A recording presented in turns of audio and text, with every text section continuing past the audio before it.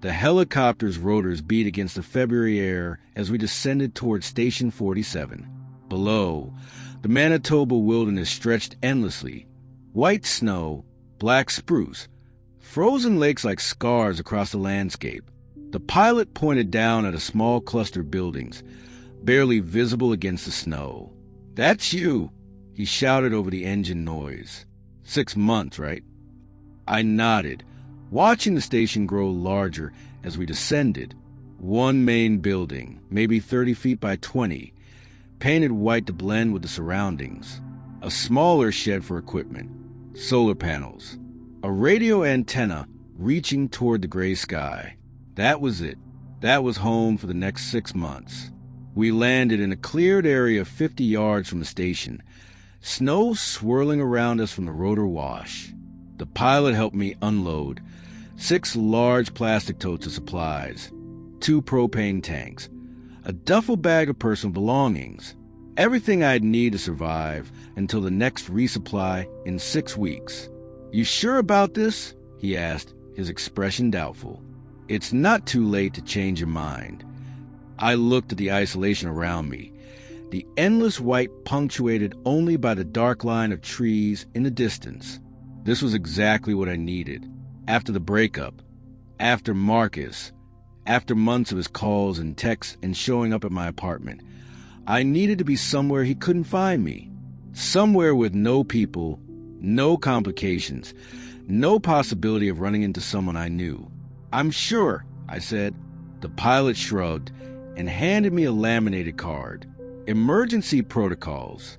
Satellite phone works anywhere, but use it only for real emergencies. Weather service wants data uploads every 6 hours. Generator instructions are in the station manual. Resupply is March 22nd, unless weather delays it. You'll be fine." He climbed back into the helicopter and lifted off, and I watched until the sound faded completely, leaving me in profound silence. No traffic, no voices, no city sounds. Just wind and the occasional crack of ice settling. I was utterly, completely alone. The station was better equipped than I'd expected. The main building had a small living area with a bed, a kitchenette, a desk with computer equipment, and a bathroom with a composting toilet and a shower that ran on collected snowmelt. The walls were insulated. The propane heater worked efficiently, and the solar panels provided enough power for lights and computer. One wall was dominated by meteorological instruments and displays, barometer, thermometer, hygrometer, anemometer readouts, wind direction, precipitation gauge, all of it feeding into a computer system that logged data continuously and uploaded to Environment Canada's servers via satellite. My job was simple: monitor the instruments, record readings every 6 hours, perform basic maintenance, and send daily reports. The kind of work that required attention, but not expertise. Perfect for someone who needed routine without stress. I spent the first days settling in, organizing supplies, reading through the station manual. The previous keeper had left detailed notes about procedures, maintenance schedules, and emergency protocols. Catherine Reed, according to the logbook, she'd served from September to March, a full 6-month rotation. Her entries were professional and thorough, noting weather patterns, equipment issues, and routine observations. Nothing unusual. That night, I made dinner on the propane stove, freeze-dried pasta that tasted better than expected, and watched the sun set to the west window. The sky turned orange and purple. The temperature dropped to minus 28 Celsius, and the wind picked up from the north. Beautiful and hostile at the same time. I took my first official readings at 1800 hours. Temperature, minus 29 Celsius, and falling. Barometric pressure, 23 millibars. Wind north-northwest at 15 kilometers per hour. Humidity, 20%. Clear skies. I logged everything into the computer and sent the upload. Simple. Routine. Exactly what I'd signed up for. The second day was quiet. I familiarized myself with the equipment, walked the perimeter of the station, tested the backup generator. Everything worked as it should. The isolation was intense, but not uncomfortable. I brought books, a laptop with downloaded movies, a journal. I had ways to pass the time between readings. On the third day, I noticed something odd. I was taking the 0600 reading when I saw the instruments showing an incoming storm system. The barometer was dropping rapidly. The wind direction had shifted to the east, and the temperature was predicted to rise before falling sharply. According to the data, a major snowstorm was approaching. Heavy accumulation, high winds, whiteout conditions. But when I looked outside, the sky was clear. Perfectly clear. Not a cloud visible. I checked the instruments again, thinking maybe there was a malfunction, but all the sensors were working correctly, all showing the same thing. Storm coming. Arrival time approximately 1,400 hours today. I pulled up the Environment Canada forecast for this region on my satellite connection. Their prediction: clear skies for the next 72 hours. No storms. No precipitation. No wind events. I logged my readings and uploaded them, adding a note. Station instruments showing storm system not reflected in regional forecast. Possible equipment malfunction. Will monitor. Then I waited. The morning passed quietly. I made breakfast, read, took the noon readings. The instruments still insisted a storm was coming. Barometric pressure continuing to drop. Wind speed increasing. Temperature rising to minus 15 Celsius before predicted plunge. At 1,400 hours, right on schedule, the storm hit.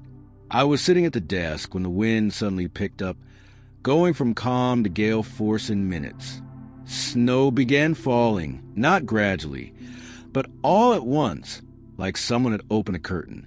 Within 20 minutes, visibility dropped to near zero. The wind howled around the station, rattling the walls. Temperature plummeted from minus 15 to minus 35. I stood at the window watching the whiteout, my mind racing. The instruments had been right. Perfectly, precisely right. But they'd been right 12 hours before any meteorological service had seen it coming. How was that possible? The storm lasted 6 hours, then cleared as suddenly as it had arrived. I took the 1800 reading and found everything returning to the pre-storm baseline. Clear skies, light wind, temperature minus 30. Like the storm had never happened, except for the fresh snow drifted against the station walls. I sat down with Catherine Reed's logbook and started reading more carefully, flipped back through her entries, looking for any mention prediction accuracy. Found it on her day 15. Instruments showed temperature spike 12 hours before it occurred, attributed to sensor lag. Note, check calibration. Day 23. Barometric readings consistently ahead of weather events by approximately 10 to 12 hours. Reported to headquarters. Awaiting guidance on recalibration. Day 41. The instruments are predicting weather before it happens. Tested multiple times. Readings are accurate but temporally displaced.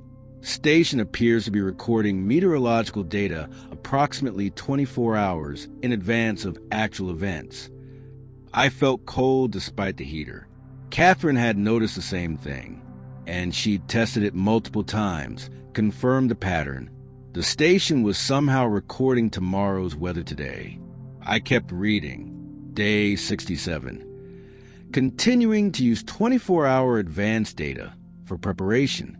Allows me to secure equipment before storms, adjust heating before temperature drops. Operationally useful even if scientifically inexplicable. Have stopped reporting the temporal displacement to headquarters. They dismissed it as instrument error. Day 98. The prediction window is consistent. Every reading is exactly 24 hours ahead. I can see tomorrow's weather today. It's like the instruments are receiving data from the future. I don't understand the mechanism, but the accuracy is perfect. Then, Day 141, the tone changed. Something wrong with today's readings. Instruments showing temperature of minus 85 Celsius for tomorrow at 0300 hours. That's impossible. Coldest recorded temperature in Manitoba is minus 53. Either instruments are malfunctioning or something is coming that shouldn't be possible. I flipped ahead quickly, looking for the next entry. Day 142. Temperature did drop to minus 83 Celsius at 0300 hours. Localized event lasted 7 minutes, then returned to normal. No explanation. No meteorological cause. Station thermometers match the prediction almost exactly. Whatever is causing the temperature displacement is also showing impossible weather events. My hand was shaking as I turned pages. Day 156. Instruments showing increasingly impossible readings for the 7-day forecast. Barometric pressure fluctuations that will require altitude changes of thousands of feet. Wind speeds exceeding any recorded on Earth. Temperature swings of 100 degrees in minutes. I think the temporal displacement is breaking down, or something else is happening. Something the instruments can see, but I can't understand. Day 162. Requested early evacuation. Headquarters denied. Weather won't permit helicopter for 2 more weeks. I'm on day 162 of 180. I have to make it to day 180. But the instruments are showing something for day 168 that can't be real. Temperature readings at absolute zero. Barometric pressure at 0. Complete vacuum. Wind speed listed as infinite. All readings simultaneous, lasting from 1200 to 1900 hours. 7 hours of physically impossible conditions. Day 167. Tomorrow is day 168. The instruments are showing the same impossible readings. I prepared as best I can, secured everything loose, set up shelter in the center of the station. If the readings are accurate, if tomorrow really brings what the instruments predict, I don't know if I'll survive. If you're reading this, if I didn't make it, know that I tried to warn them. The station sees a future, and sometimes the future is impossible. The next page was blank. I flipped through the rest of Catherine's section, all blank pages. No entry for day 168. No entries after. The logbook picked up again on a new page with a new keeper's handwriting. April 3rd, 2024. Arrived at Station 47 for a 6-month posting. Previous keeper Catherine Reed completed rotation and departed March 15th. Station in good condition. Beginning normal operations. Emma Torres. That was my handwriting. My entry from 3 days ago. I sat back from the desk, heart pounding. Catherine's final entry was day 167. She'd been terrified of day 168, had prepared for something impossible, and then nothing. No record of what happened. But according to official records, she completed her rotation normally and left. I pulled up the personnel files on the computer. Catherine Reed's file showed rotation completed successfully. Departed March 15th, 2024. Performance satisfactory. No incidents. I looked at the calendar on the wall. Today was April 6th, 2024. I'd been here 3 days. I was on day 3 of 180. Catherine's day 168 had been exactly 168 days into her rotation. If the same pattern held, my day 168 would be October 20th, 2024. More than 6 months away. But I couldn't stop thinking about Catherine's final entries, about the impossible readings, about day 168. I went to the instruments and checked the current readings. Everything was normal. Temperature minus 31. Barometric pressure normal. Wind light. Clear conditions. Then I did something I immediately regretted. I checked the 7-day forecast. The instruments compile predictions based on current data trends, showing likely conditions for the week ahead. What I saw made my breath catch. Days 4 through 6, normal readings.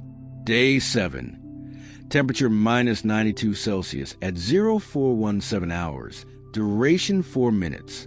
Barometric pressure spike to 1150 millibars, then dropped to 890 millibars within 30 seconds. Wind direction showing as variable/all, which didn't make sense. The instruments were predicting something impossible, just like Catherine had described.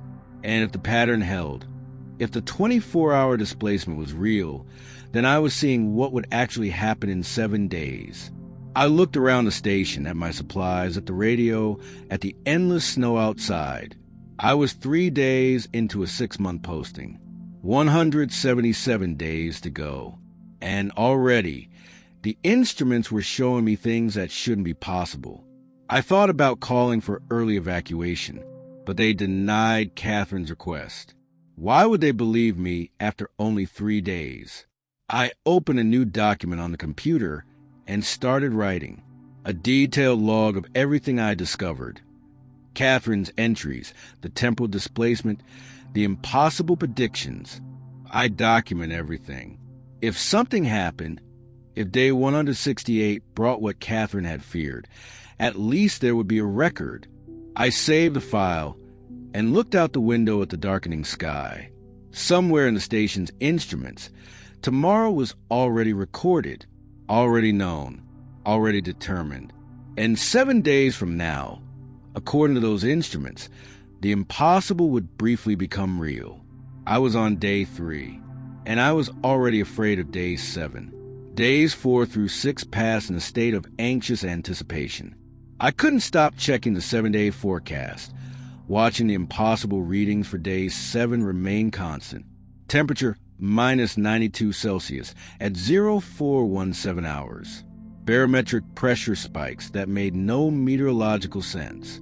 Wind patterns described as variable/all, which the system shouldn't even be able to display. I tried to rationalize it.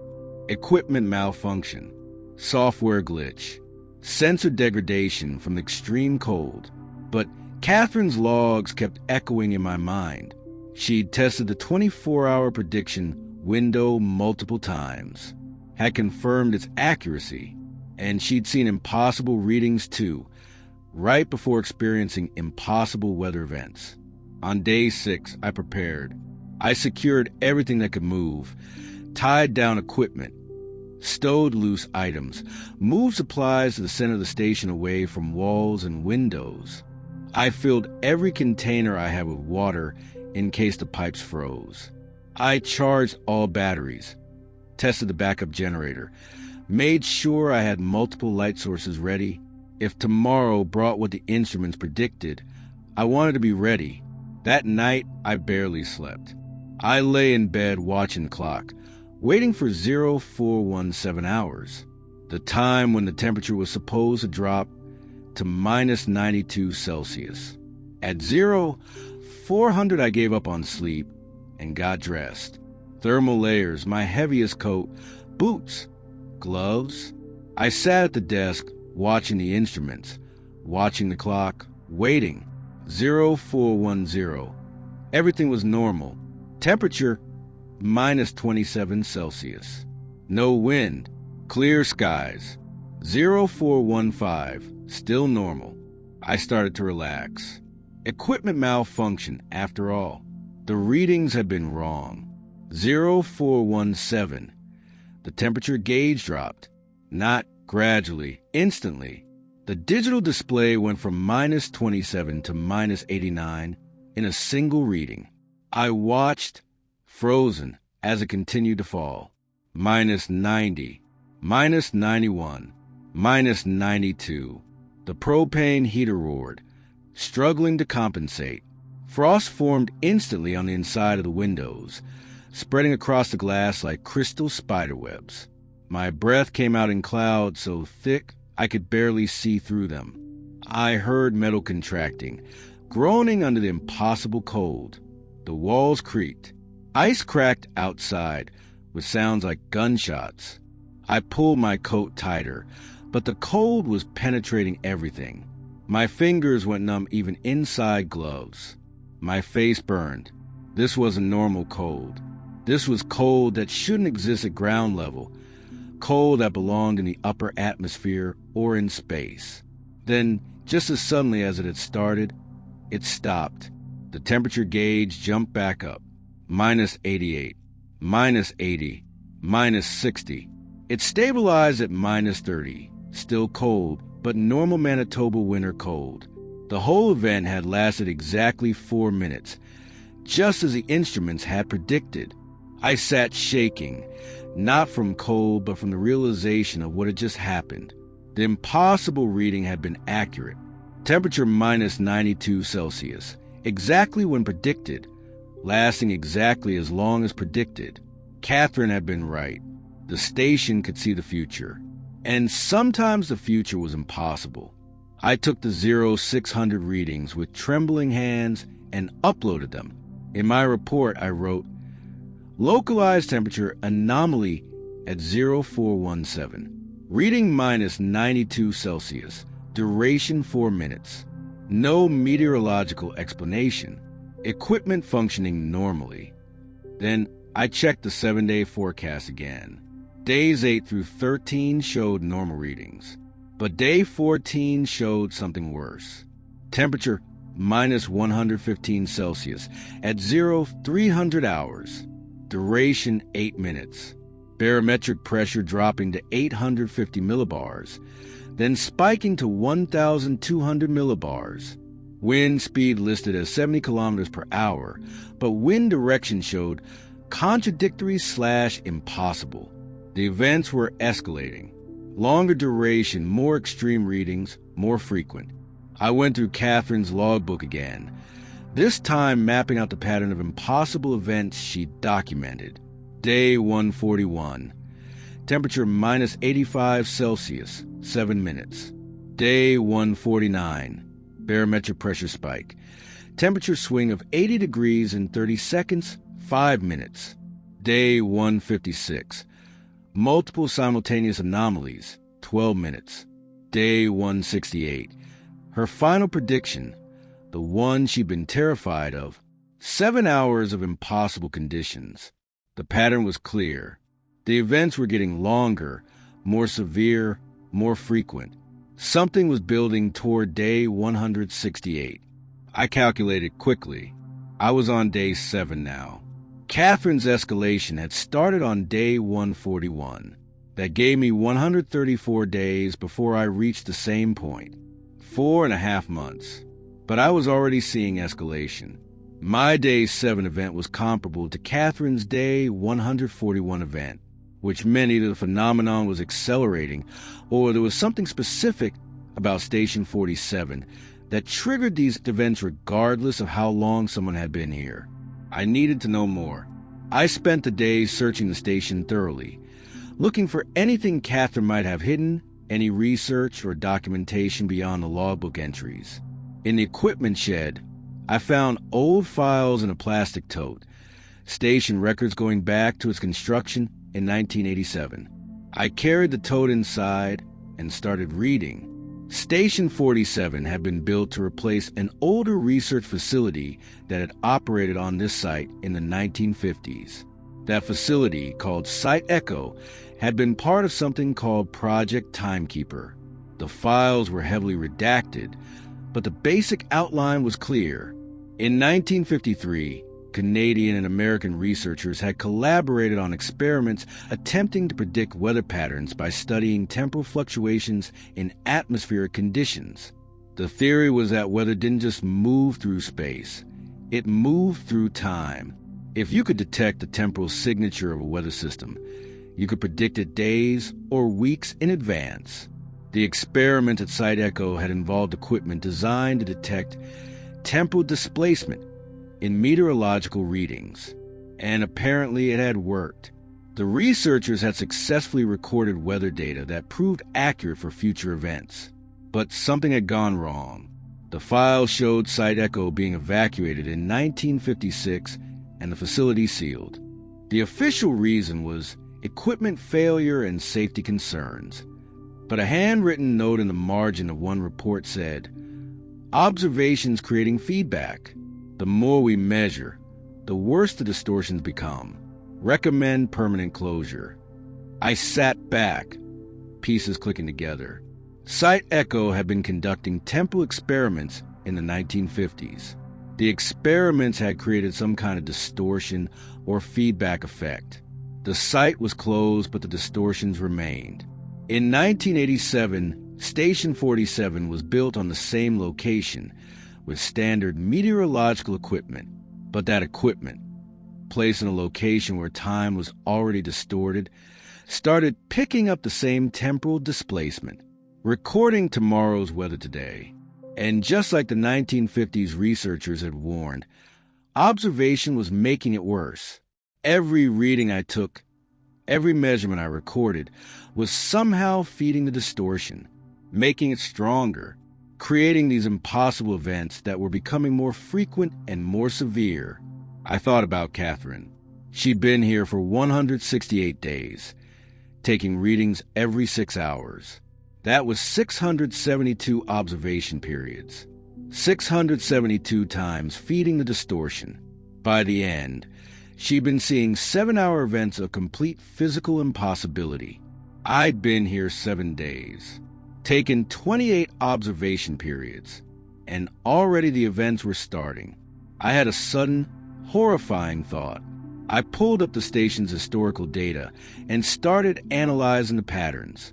Every keeper who'd served a full 6-month rotation showed the same progression in their logs. Normal operations for the first few months.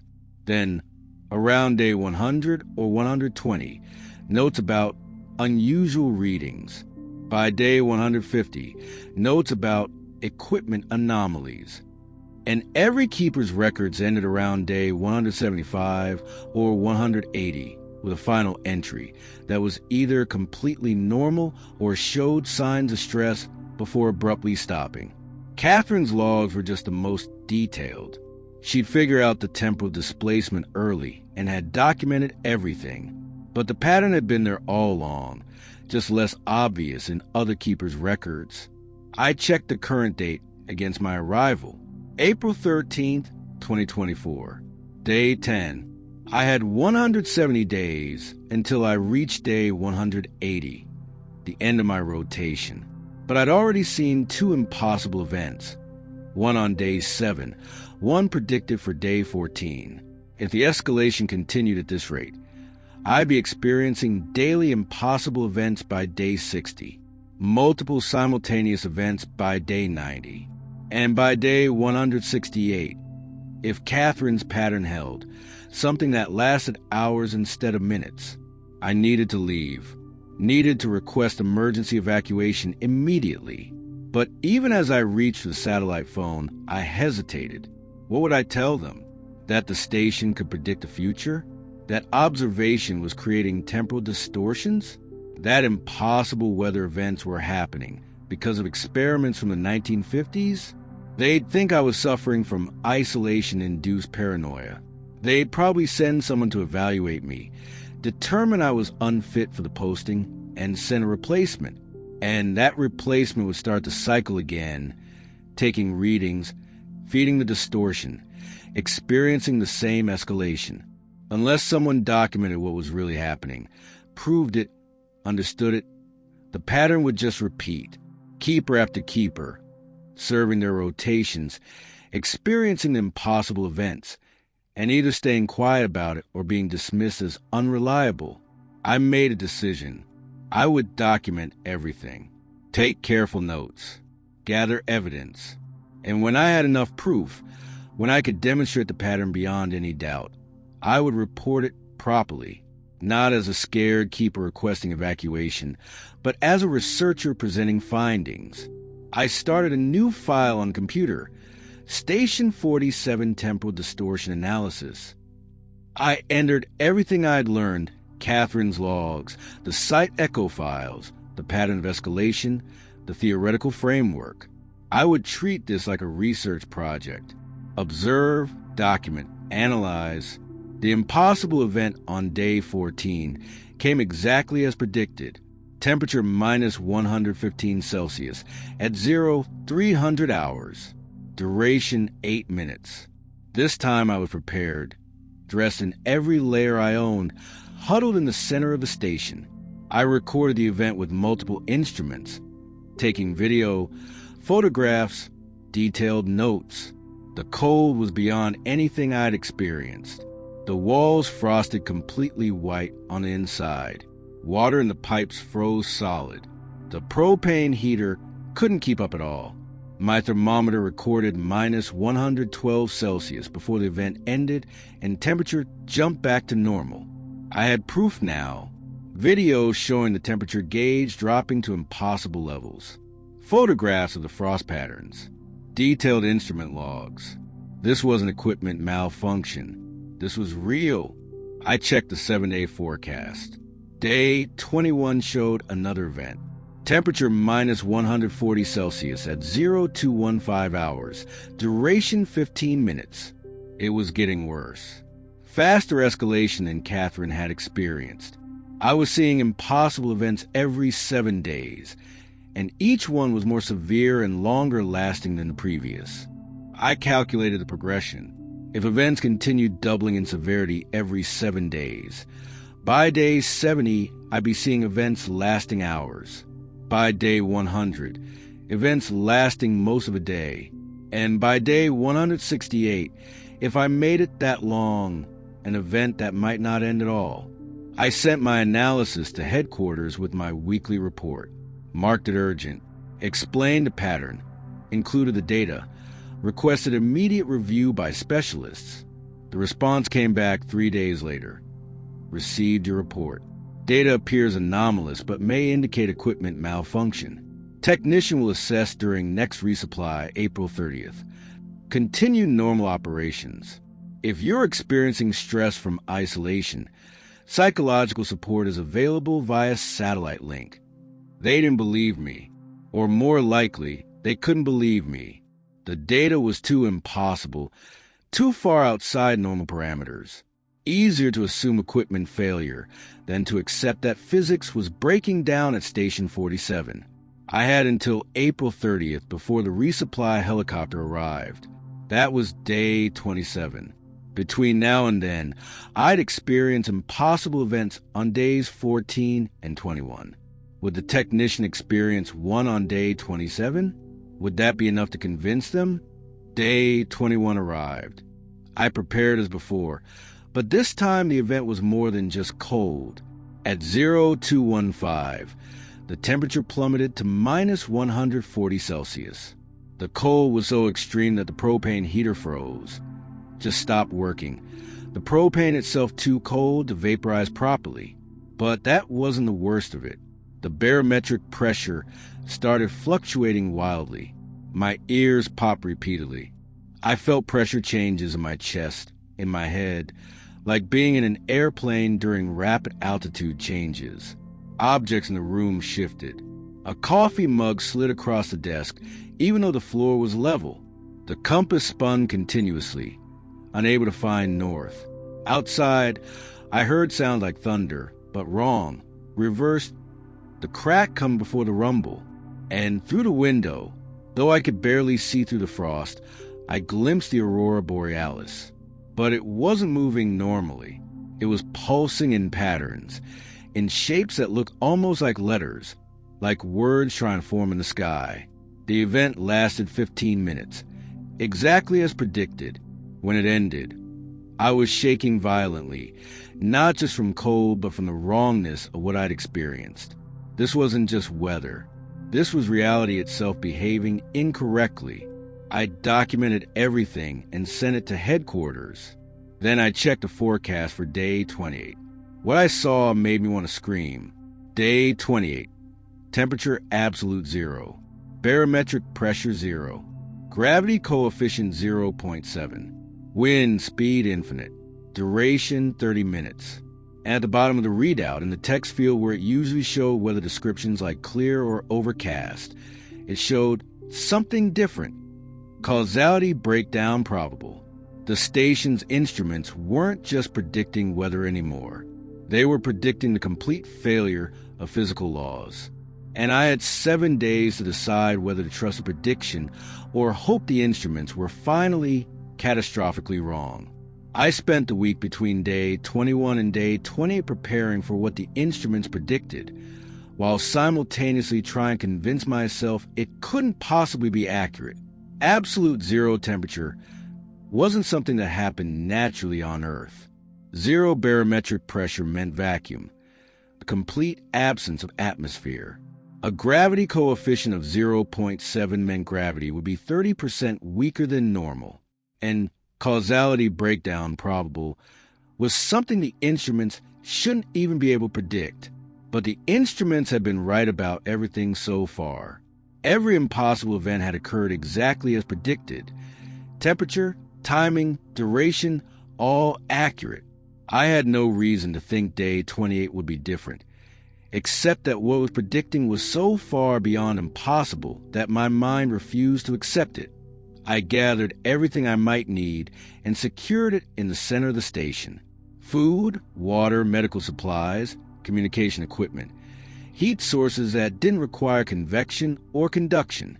I wasn't even sure what would work in the conditions predicted. If gravity was reduced, would liquids behave normally? If the temperature reached absolute zero, would molecular motion cease entirely? Would I freeze solid the instant it started? On day 27, the resupply helicopter was supposed to arrive. I waited all day, monitoring the radio, watching the sky. But weather had closed in. A normal storm this time, just regular Manitoba spring weather. Heavy snow, high winds. The pilot radioed at 1,400 hours. Station 47, we're grounded. Weather's too rough for safe approach. We'll try again in 72 hours. You have enough supplies? I looked at my stores, at the calendar, at the instruments predicting the impossible for tomorrow morning. Yes, I said, I have enough supplies. What I didn't say, I might not be here in 72 hours. I might not be anywhere. The pilot signed off, and I was alone again, staring at the forecast for day 28.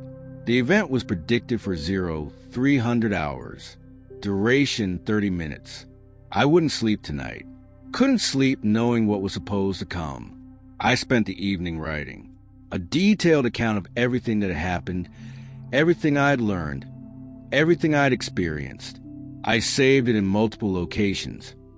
The station computer, my personal laptop, a USB drive I could keep on me. If I didn't survive tomorrow, at least it would be a record. At midnight, I dressed in every layer I owned, though I wasn't sure clothing would matter if the temperature actually reached absolute zero. I gathered emergency supplies around me. Satellite phone, flashlight, first aid kit, food, water. Then I sat in the exact center of the station, on the floor, surrounded by everything I might need, and waited. 100 hours. The instruments showed normal readings. Temperature minus 15 Celsius. Barometric pressure normal. Everything calm. 200 hours. Still normal. I started to hope.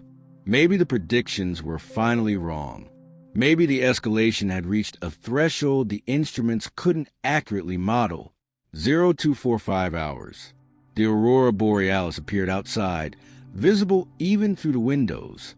But it was wrong again, pulsing in patterns that looked deliberate, intentional. I watched the lights form shapes, almost like letters, almost like words, but in no alphabet I recognized. 300 hours. Everything changed at once. The temperature gauge dropped instantly to its minimum reading, minus 273.15 Celsius. Absolute zero. The theoretical lowest possible temperature. The temperature at which molecular motion ceases. But I didn't freeze. The air around me felt cold, impossibly cold, but I didn't die, didn't even lose consciousness. I could still move, still breathe, still think, which meant the temperature drop wasn't affecting me the way it should. The barometric pressure gauge went to zero, complete vacuum, but I could still breathe, still hear, Sound waves shouldn't propagate in vacuum, but I could hear the station creaking, could hear my own heartbeat, could hear a sound like distant wind, even though wind required atmosphere. Then gravity failed. Not completely, but partially. I felt myself becoming lighter, felt the pressure on the floor beneath me decrease. Objects around me started to drift. My flashlight lifted an inch off the floor and hung suspended. Water in a bottle beside me formed a sphere instead of settling to the bottom.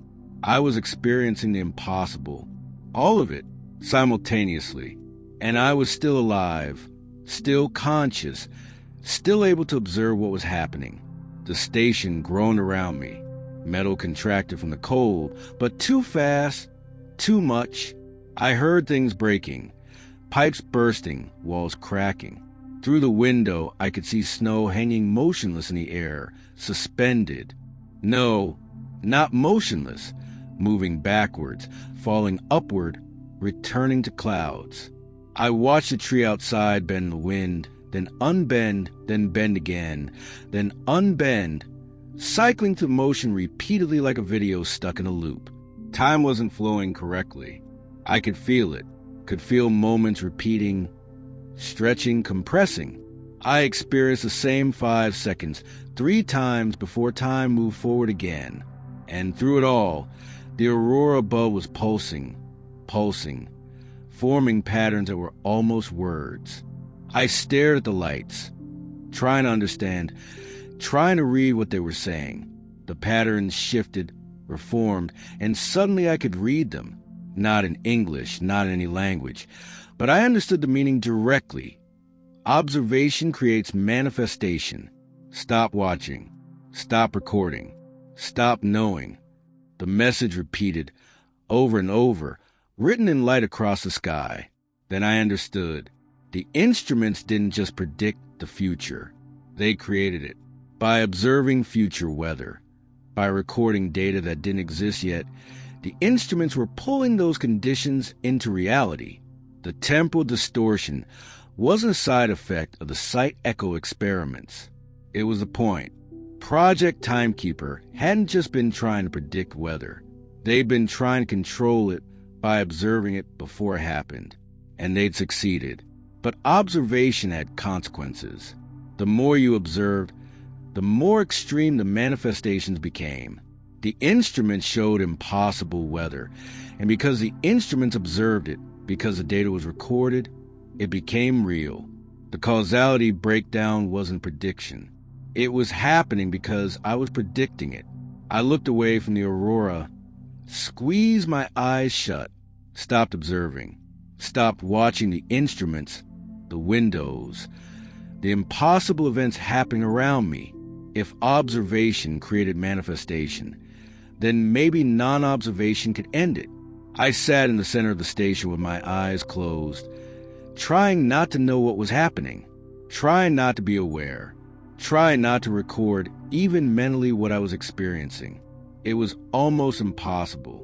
My mind wanted catalog, to analyze, to understand, but I forced myself into a kind of meditation, focusing only on breathing, only on the sensation of air moving in and out, nothing else. Slowly, gradually, I felt things changing. The cold lessened. The pressure returned. Gravity stabilized. The sounds of time breaking down faded to normal station sounds. When I finally opened my eyes, the instruments showed normal readings. Temperature, -12 Celsius. Barometric pressure normal. Gravity normal. The event was over. I checked the clock. 0347. 47 minutes had passed. Not the predicted 30. But it was over and I was alive, and the station was still standing. I sat in the wreckage of the interior. Broken pipes, cracked walls, equipment scattered where reduced gravity had moved it, and understood what I needed to do. I needed to stop observing. Needed to stop recording. Needed to stop taking readings and uploading data and documenting the future. The instruments could see tomorrow, but by looking at what they saw, I was making tomorrow worse. The escalation would continue as long as I kept watching. I made a decision. I would stop, would shut down the instruments, stop taking readings, stop participating in the observation that created these events. But even as I reached for the power switch on the instrument panel, I hesitated. This was my job, the entire purpose of the station. Environment Canada needed this data for weather forecasting, for climate research, for 100 different applications. If I stopped recording, I was abandoning my responsibility. But if I kept recording, the events would continue escalating until something happened that I couldn't survive. I compromised. I would take the required readings, but I wouldn't look at the forecast, wouldn't check the 7-day predictions, wouldn't observe the future at all. I would record only the present. Temperature right now, pressure right now, conditions right now, never tomorrow, never the future. I disabled the forecasting functions in the computer and locked them with a password I immediately forgot. I covered the forecast displays with tape, so I couldn't accidentally see predictions. I would be blind to what was coming, but maybe that blindness would stop the escalation. The next week passed in anxious tension. I took my readings every 6 hours, but only looked at current conditions, uploaded the data without reviewing it, tried not to think about what tomorrow might bring. Day 35 came and went with no impossible event. Day 42, day 49, a full week with no incidents. The resupply helicopter finally arrived on day 36. The technician they'd sent was a young guy named Derek, efficient and skeptical. He examined the damaged equipment, the broken pipes, the cracked walls. "What happened here?" he asked. "Equipment failure," I said. "Pressure vent. Everything got damaged." Derek walked through the station, taking notes, photographing damage. "The instruments are showing anomalous readings in the logs," he said. "Temperature spikes, pressure fluctuations that don't match any meteorological patterns. You sure this is just equipment failure?" "The instruments were malfunctioning," I said carefully. "That's why they showed impossible readings. I've disabled the forecasting functions. Just recording current conditions now." Derek frowned. "Forecasting is part of your job description. You can't just disable core functions." The forecasting was causing the malfunctions. Feedback loops in the prediction algorithms creating false data. It's more accurate now with forecasting disabled. It was a lie, but a plausible one. Derek couldn't argue with results. The past week had been quiet, the data clean, no anomalous readings. He finished his inspection, replaced some damaged sensors, checked my supplies. "You've got enough food and fuel for another 8 weeks, he said. "Next resupply is scheduled for late June. You gonna make it?" I thought about day 168, still 4 months away. Thought about Catherine's terror before that day. Thought about the choice I'd made to stop observing the future. "I'll make it," I said. After Derek left, I felt relief the first time since arriving. A full week without impossible events. Maybe my theory was correct. Maybe not observing the future would stop the escalation. But doubt crept in. The instruments were still running, still recording. Even if I wasn't looking at the forecasts, the data was still being collected, still being uploaded to Environment Canada servers. Was that enough observation to continue the manifestation, or did it require conscious awareness? On day 56, I found out. I woke at 0300 to the station shaking, not like wind or structural stress, shaking like the ground beneath was moving. I ran to the instruments and saw the readings without thinking, without remembering I'd promised myself not to look. Temperature minus 160 Celsius. Barometric pressure cycling between 600 and 1400 millibars every 3 seconds. Gravity coefficient oscillating between 0.4 and 1.6. The event lasted 22 minutes. Worse than day 28. Even though I'd stopped looking at forecasts, the observation didn't require my awareness. The instruments themselves were the observers. As long as they were recording future data, manifestation would continue. I sat in the damaged station after the event ended and faced the truth. There was only one way to stop the escalation. I had to shut down the instruments completely, stop all observation, all recording, all data collection. But that meant abandoning my job entirely, meant violating my contract, failing in my responsibilities, meant Station 47 would go dark, providing no weather data for the first time since 1987. I thought about Catherine, about her final days, her terror of day 168, about the choice she'd made. Had she shut down the instruments? Or had she kept recording, kept observing all the way to the end? I pulled out her logbook and reread the final entries. Day 167. I prepared as best I can. If the readings are accurate, tomorrow will bring 7 hours of impossible conditions. I don't know if I'll survive, but there was something I had missed before. A note scrawled in the margin, barely legible. Instruments off, not recording, trying to stop it, but data still uploading. Can't stop the upload, can't stop the observation. Catherine had tried to shut down the instruments, but the upload to Environment Canada had continued automatically. The observation had continued, and day 168 had come anyway. I checked the station's computer system, looking for the upload protocols. Found them buried in system files, running automatically every 6 hours, pulling data from the instruments, packaging it, sending it via satellite to the main servers. I could shut down the instruments, but the upload system was independent, hardwired into the station's core systems.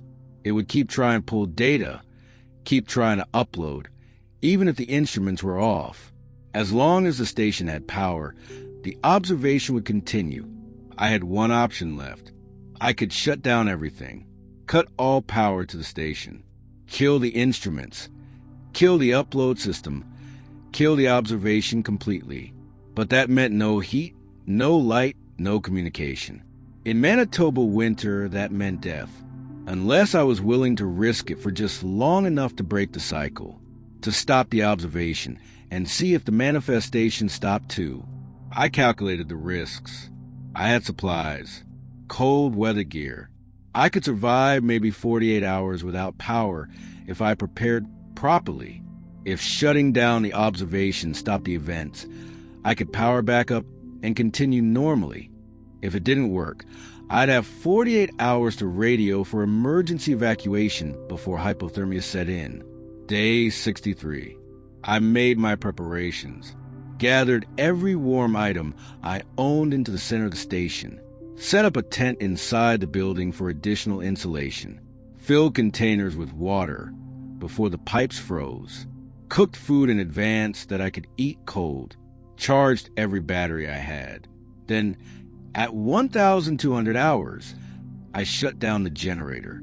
The lights went out, the heater stopped, the instruments went dark, the upload system died. For the first time since 1987, Station 47 went completely silent.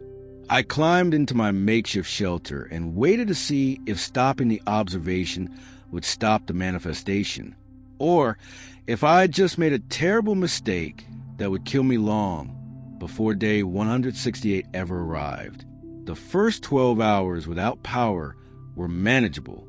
I stayed in my insulated shelter in the center of the station, conserved body heat, ate the food I prepared.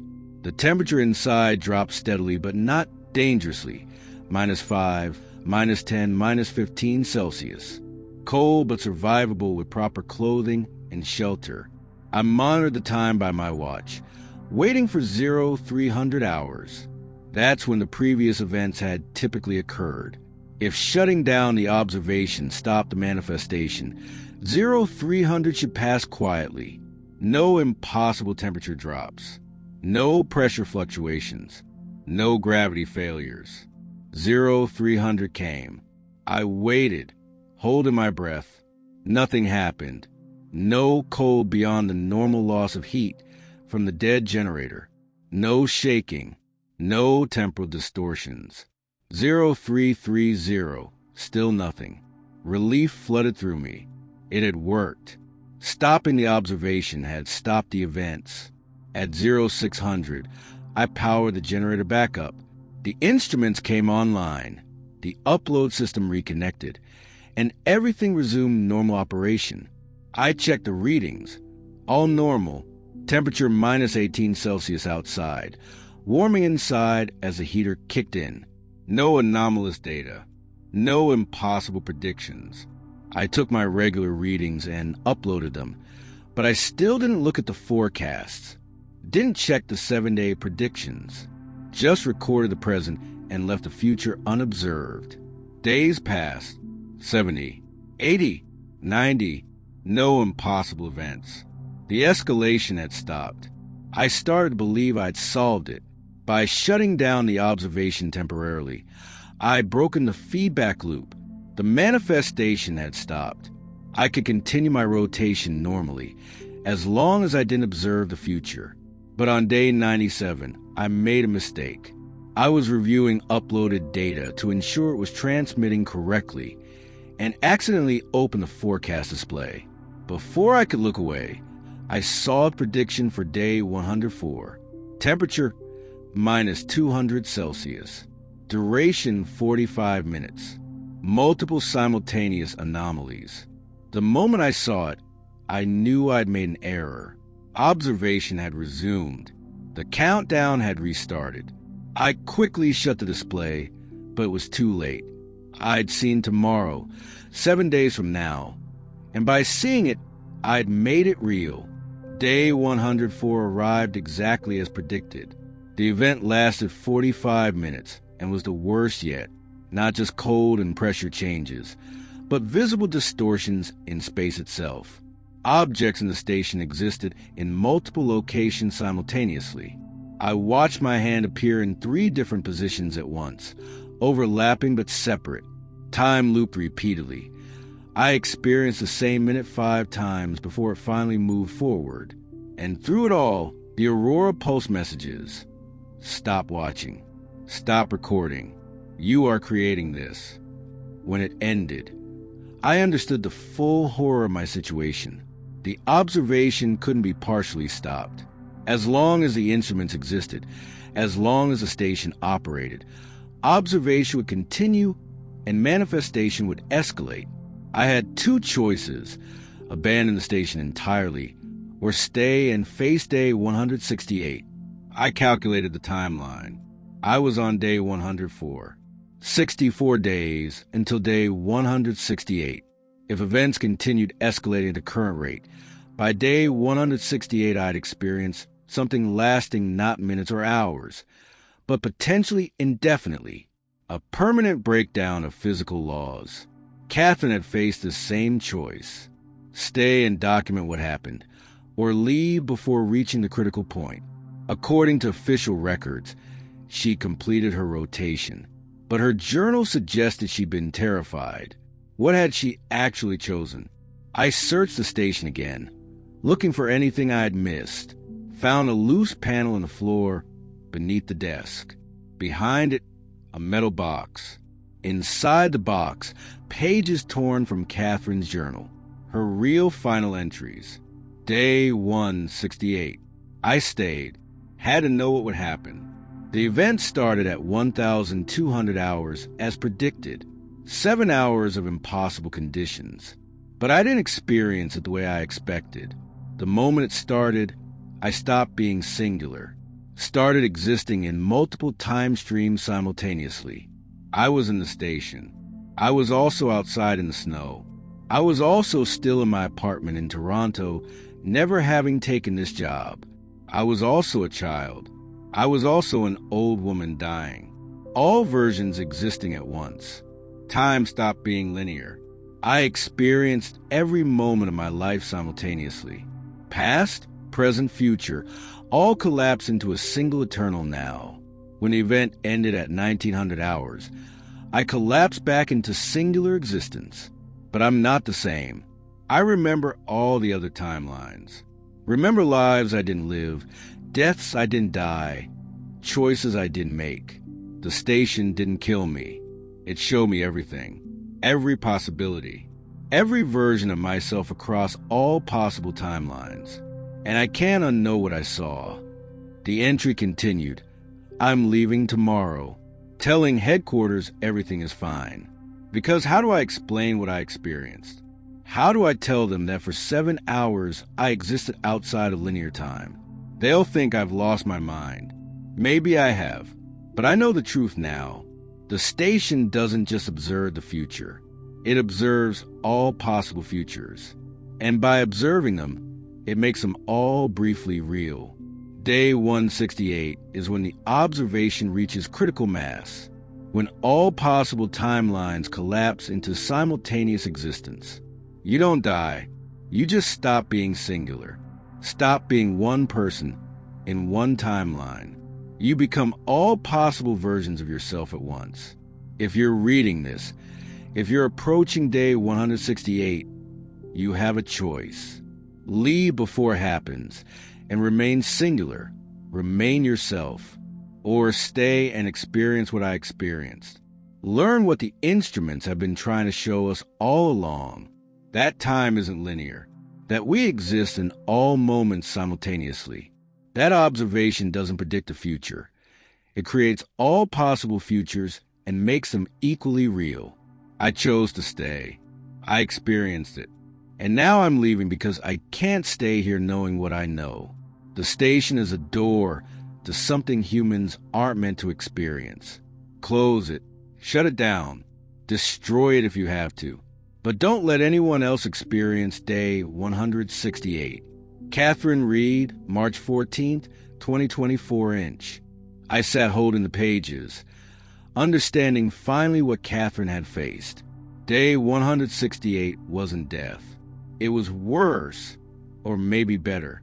It was experiencing existence outside of time, seeing all possible versions of yourself, all possible choices, all possible outcomes simultaneously.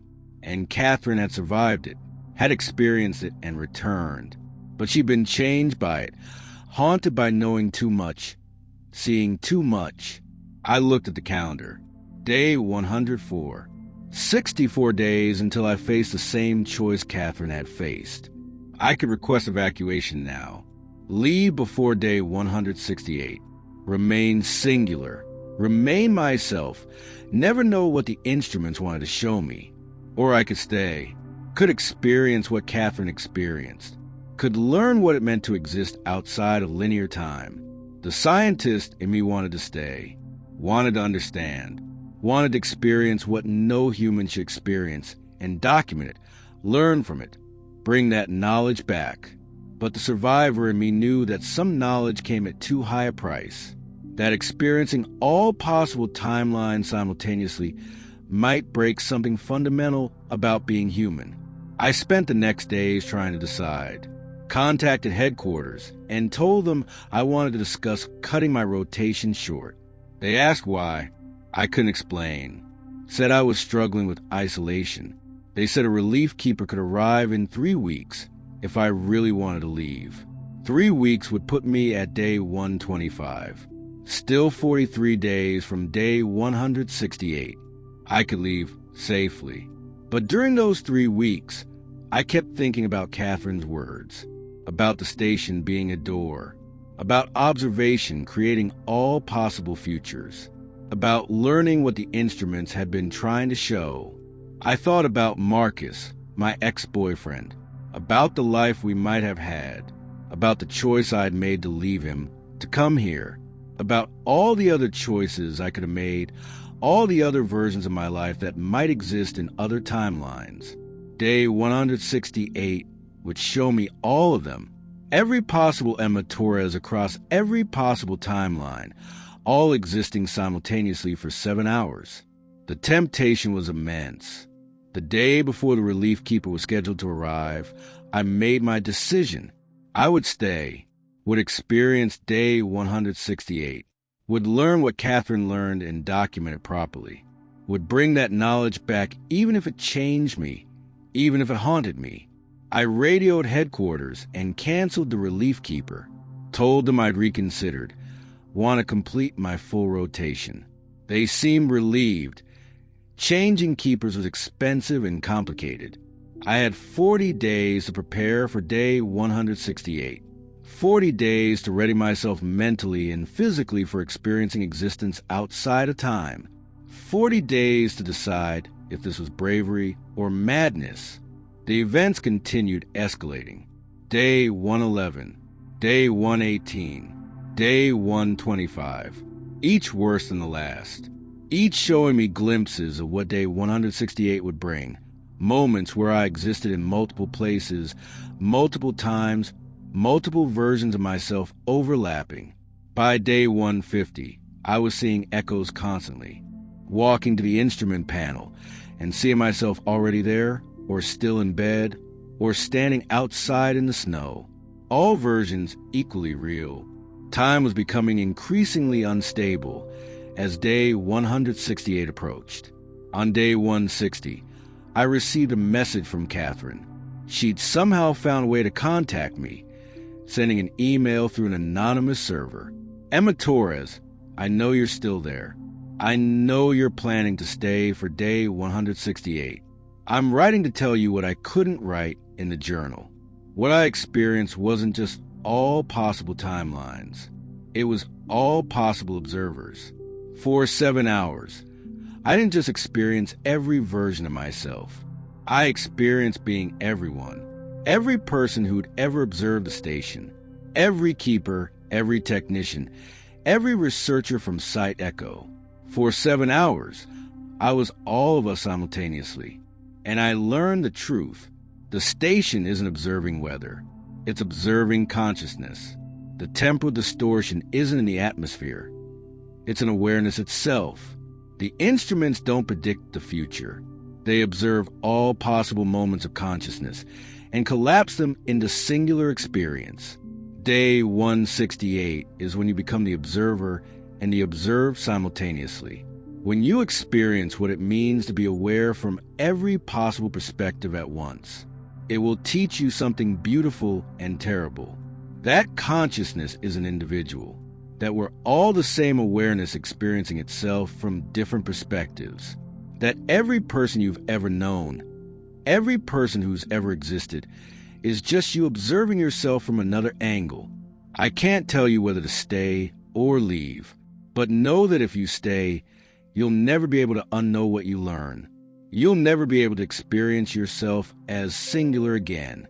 You'll always know that you're everyone, and everyone is you. Choose wisely. Kiar, I read the message 3 times. Tried to understand what Catherine was telling me. That day 168 would dissolve the boundary between self and other? That I'd experience consciousness itself, undifferentiated, universal? It sounded impossible. It sounded insane. It sounded like exactly what I'd come here to find. Day 168 was 8 days away. The final week before day 168 passed in a strange state between terror and anticipation. I committed to staying, to experiencing whatever the station wanted to show me, but doubt crept in constantly. What if Catherine was wrong about survival? What if the dissolution of singular consciousness was permanent? What if I never came back? I prepared as thoroughly as I could, documented everything in multiple formats, written journals, video logs, audio recordings. If I didn't survive, or if I survived but couldn't communicate what happened, at least there would be a record. I also prepared physically, made sure I had food and water within reach, set up the shelter in the center of the station, arranged everything I might need for 7 hours of experiencing the impossible. Day 165 arrived. 3 days until day 168. The impossible events were now occurring daily, small distortions that lasted minutes. I'd see myself in multiple locations, experience moments out of sequence, hear voices that were my own voice from different times speaking simultaneously. The boundary between linear time and whatever came next was growing thin. Day 166. 2 days until day 168. I recorded a final video message. This is Emma Torres, Station 47, day 166. In 2 days, I'll experience what this station has been building towards since 1987, maybe since 1953, when Site Echo first began their experiments. I don't know if I'll survive. Don't know if the person who returns will still be me, but I'm choosing to stay. Choosing to observe what happens when observation reaches critical mass. If you're watching this after day 168, it means either I survived and wanted this record to exist, or I didn't survive and this is all that's left. Either way, know that I made this choice freely. That I wanted to understand what the instruments have been trying to show us. That some truths are worth the cost of learning them. Day 167 arrived. Tomorrow was day 168. I spent the day in a kind of meditative state. Try and prepare mentally for experiencing consciousness outside of linear time. Try to imagine what it would feel like to be everyone, to observe from all perspectives simultaneously. I couldn't imagine it. The human mind wasn't built for that kind of awareness. But maybe that was the point. Maybe day 168 would show me what the mind could become when freed from the constraints of singular perspective. That night, I didn't sleep. Just sat in my shelter, watching the clock, waiting for day 168 to begin. At midnight, the day changed. Day 168. Catherine's day of terror and revelation. My day of choice. The impossible event was predicted to begin at 1,200 hours. Noon. I had 12 hours to wait. I spent the morning taking final readings, sending final reports, ensuring everything was documented. At 1,130 hours, I positioned myself in the center of the station, surrounded by supplies, by documentation, by everything I might need. I set a timer for 7 hours. At 1,200 hours, the timer would start. At 1,900 hours, if Catherine's experience was accurate, the event would end. I sat and waited. 11:55, 5 minutes. My heart was pounding. Every instinct screamed to run, to call for evacuation, to save myself. But I'd come too far, learned too much. I needed to know. 11:59, 1 minute. I closed my eyes, focused on breathing, tried to center myself for whatever was coming. 1200, the event began. The first thing I noticed was a cold, but not physical cold. A cold that existed in consciousness itself, like awareness freezing. Then the sensation of multiplication. I was sitting in the station, but I was also standing at the instrument panel. Also lying in bed, also outside in the snow, also back in Toronto, in my apartment, also a child, also an old woman, also dead, also never born, all versions existing simultaneously, all equally real. Time stopped being linear. I experienced my entire life at once, birth and death, and every moment between, all collapsed into a single eternal now. I was being born. I was dying. I was meeting Marcus. I was leaving Marcus. I was arriving at Station 47. I was experiencing day 168. All the same moment, all happening simultaneously. Then the perspective began to shift. I wasn't just experiencing all versions of myself. I was experiencing all versions of everyone. I was Catherine, experiencing her day 168. I was the technician Derek, inspecting the station. I was the researchers at Site Echo in 1953. I was every keeper who'd ever served at Station 47. I was all of them, all at once, all experiencing their moment simultaneously. The boundary between self and other dissolved completely. I was Emma, but I was also everyone Emma had ever known. I was my parents. I was Marcus. I was strangers I passed on streets. I was people who died before I was born. I was people who wouldn't be born for centuries. all the same consciousness, all observing itself from infinite perspectives. And then the perspective expanded further. I wasn't just human consciousness. I was the station observing weather. I was the weather being observed. I was the instruments recording data. I was the data being recorded. Observer and observed collapsed into a single unified awareness. I understood what Catherine had tried to explain. Consciousness wasn't individual, wasn't separate. It was one awareness experiencing itself from every possible angle, creating the illusion of separation through the act of observation. I was a universe observing itself. Every particle, every wave, every quantum fluctuation was the same awareness looking at itself from a different perspective. The instruments hadn't been predicting the future. They'd been showing this truth, that all moments exist simultaneously, that time is an illusion created by linear observation, that separation is an illusion created by singular perspective. For 7 hours I existed in this state, was everyone and everything simultaneously, experienced all possible moments, all possible choices, all possible timelines at once. There was no fear, no suffering, just infinite awareness experiencing infinite versions of itself. Then, at exactly 1900 hours, the perspective collapsed back. The infinite awareness compressed back into singular consciousness. I was Emma Torres again, sitting in Station 47, day 168, alone, but not alone, because I remembered being everyone, remembered that everyone was me, remembered that the separation between self and other was just a necessary illusion for linear existence. I tried to stand and couldn't. My body felt foreign, like wearing clothes that didn't fit. I'd experienced existence without a body, without location, without time. Coming back to singular embodied consciousness felt like being trapped. I lay on the floor of the station, breathing, trying to remember how to be one person in one place in one moment, trying to unknow what I'd learned. Couldn't unknow it.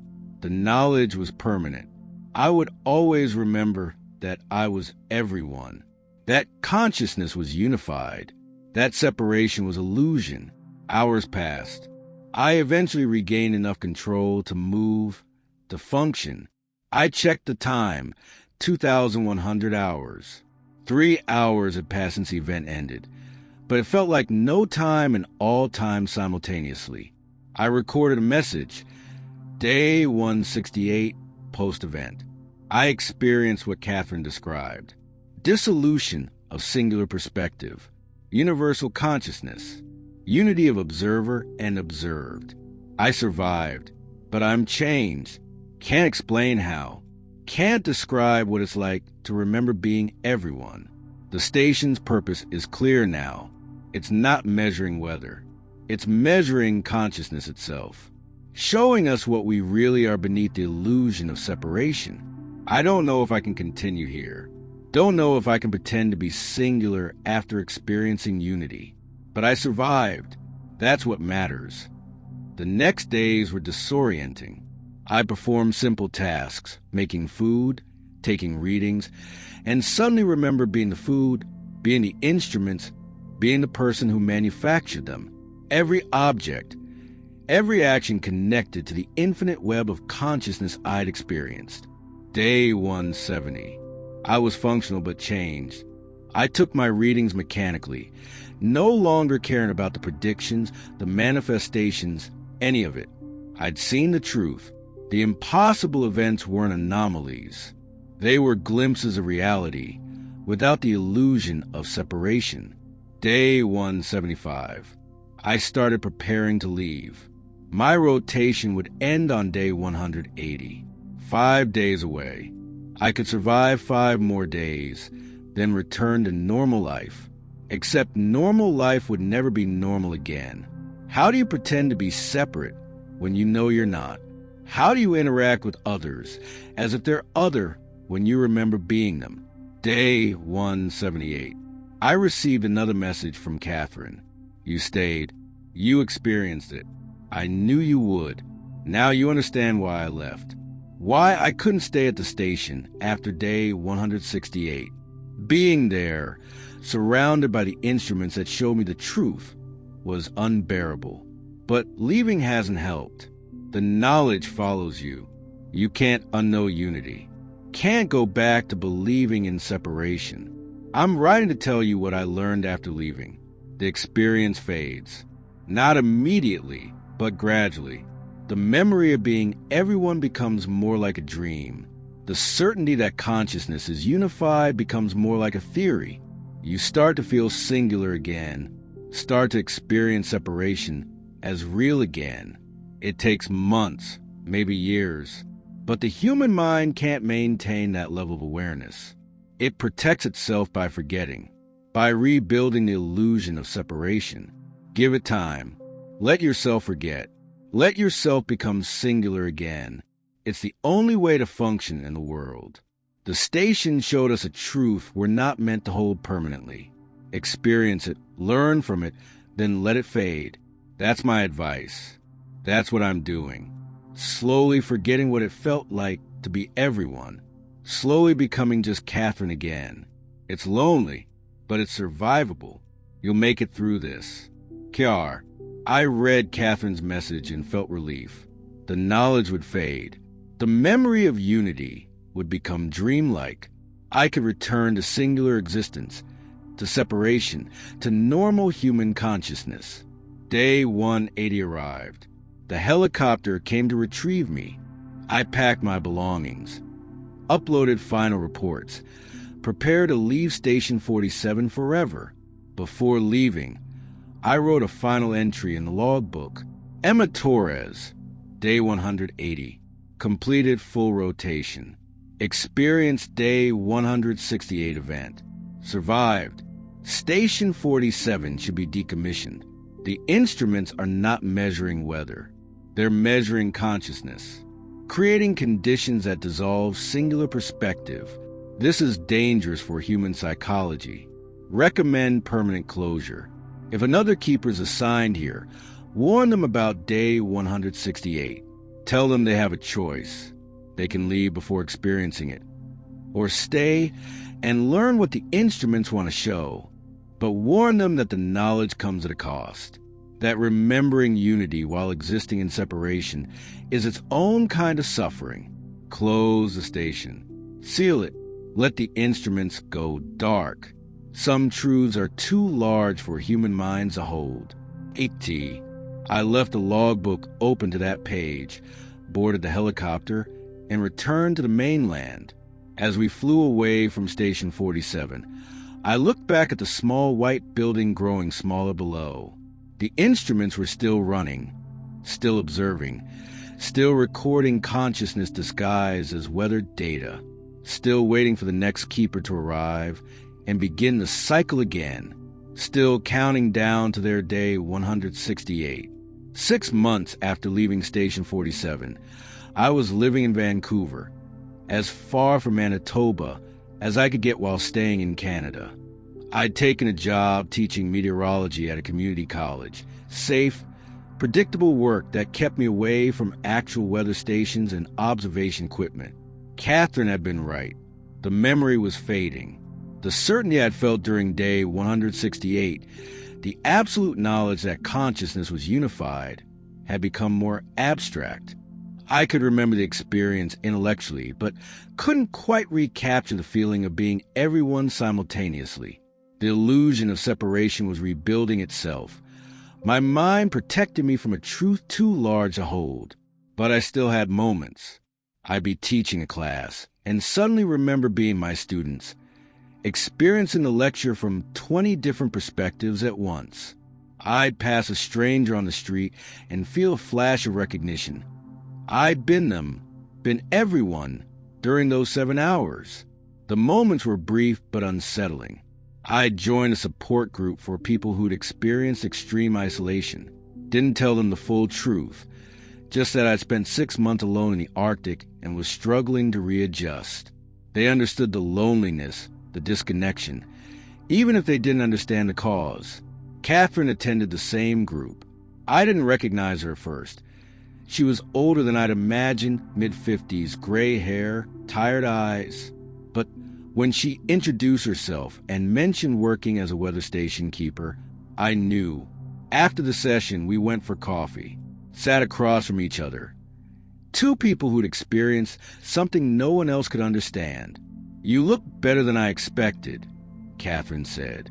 Day 168 broke me for a while. Took me nearly a year before I could function normally again. How long until the memory fully faded? I asked. It hasn't. Not completely. I still remember happened. Still remember the truth intellectually. But the visceral experience, the feeling of being everyone, that faded after about 8 months. Now it's more like a story I tell myself than something I actually experienced. She stirred her coffee, not meeting my eyes. Do you ever regret staying? Regret experiencing it? I thought about that, about the cost of the knowledge, the months of disorientation, the ongoing difficulty of pretending separation was real. No, I said finally, I don't regret it. Even if I forget the feeling completely, even if it becomes just a story, I'll know I experienced something true, something real, that consciousness is bigger than we think, that we're more connected than we believe. Catherine smiled sadly. That's what I told myself too, for a while. But eventually you'll wonder if it was real, or if you just went crazy from isolation.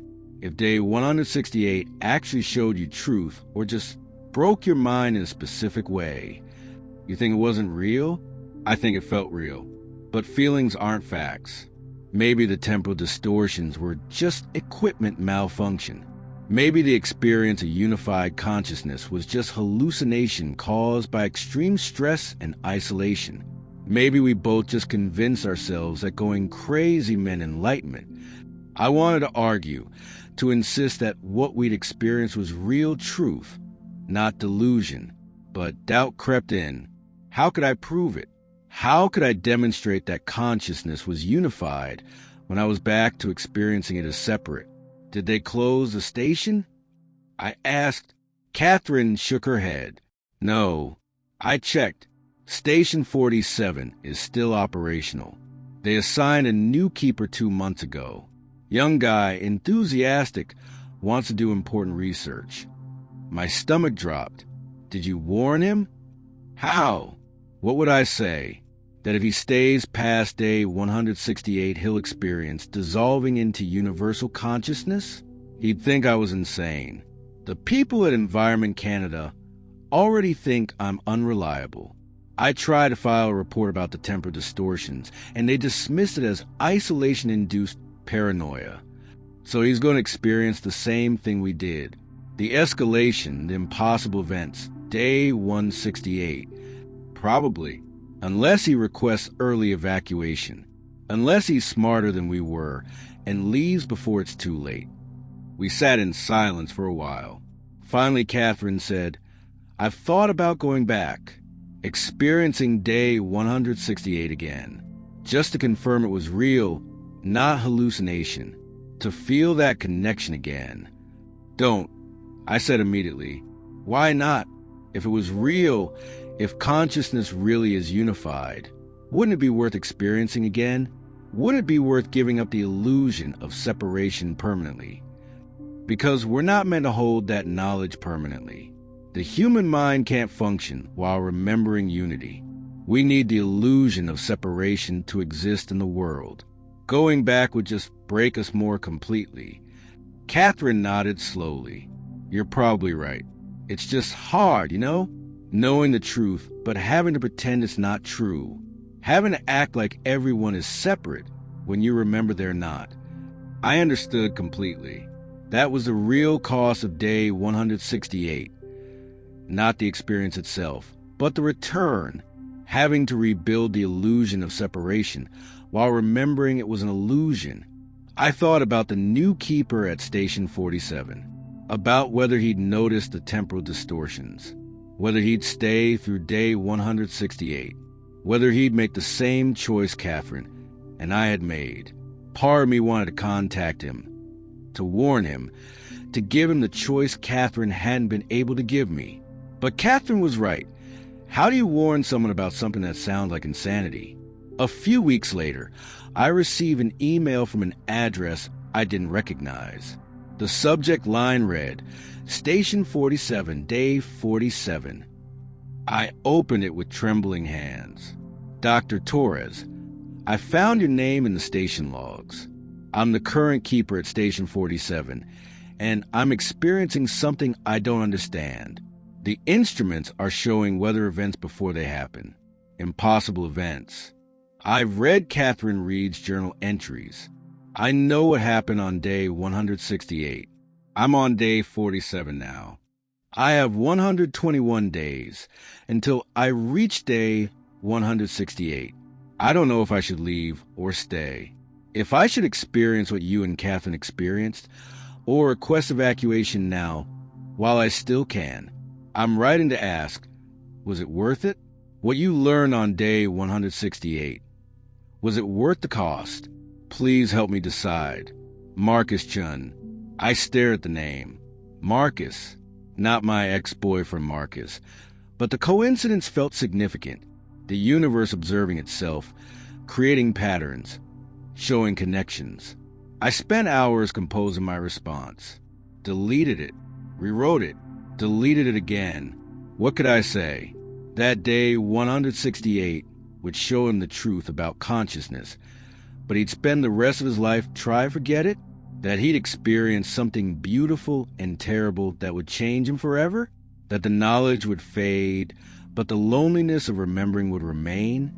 Finally, I wrote simply, Marcus, you have a choice at Catherine, and I didn't fully understand we had. You can leave now and remain yourself. Remain singular. Never know what day 168 would show you. Or you can stay and learn something true and terrible about the nature of consciousness. I can't tell you which choice is right, but I can tell you that if you stay, you'll survive. You'll experience something no human is meant to experience, and you'll come back changed. The knowledge will fade over time. The feeling will become memory, but you'll always know you touched something real, even if you can't hold on to it. Choose based on who you want to be. Someone who stayed safe, or someone who learned truth at any cost. Either choice is valid. Either choice is survivable. Emma Torres. I sent the email and waited. Days passed with no response. I checked Environment Canada's records for Station 47. Marcus Chin was still listed as current keeper, still taking readings, still uploading data, still counting down to day 168. I didn't hear from him again. Don't know if he stayed or left, if he experienced day 168 or requested early evacuation. Don't know if he's out there now, trying to forget what the station showed him, trying to rebuild the illusion of separation. But sometimes, walking through Vancouver, I'll see someone and feel a flash of recognition, a moment where separation dissolves, and I remember being everyone. Remember that consciousness is unified, that we're all the same awareness experiencing itself from different angles. The moments are rare now and getting rarer. Catherine was right. The human mind forgets, protects itself, rebuilds separation.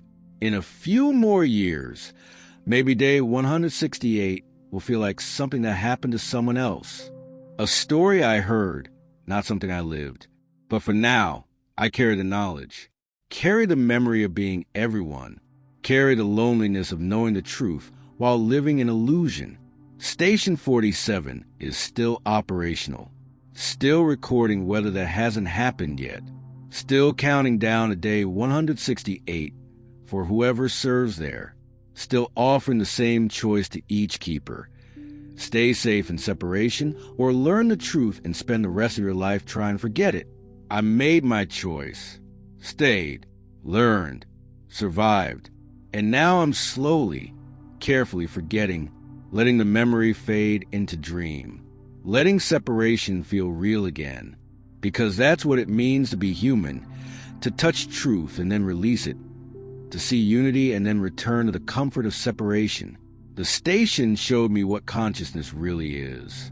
Now I'm learning to be grateful for the illusion that lets me function as one person in one place in one moment.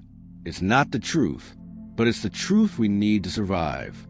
And survival, I've learned, is its own kind of wisdom.